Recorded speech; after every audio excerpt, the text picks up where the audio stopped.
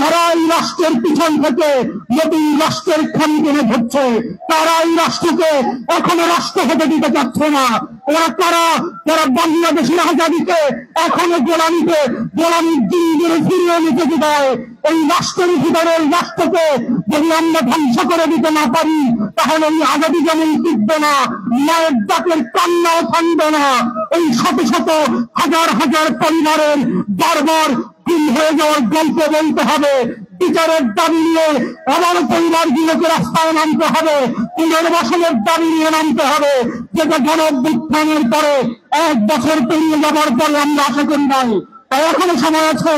অন্তর্বর্তীকালীন সরকারকে বলছি, আপনারা যাদের রক্তের উপরে দাঁড়িয়ে, যাদের লাশের উপরে দাঁড়িয়ে, যাদের গুম হয়ে যাওয়ার বিরুদ্ধে দাঁড়িয়ে আপনারা ক্ষমতা নিয়েছেন, তাদের সেই শহীদদের গুম হয়ে যাওয়া পরিবারের কান্না শুনবার জন্য গণশুনানি আয়োজন করেন।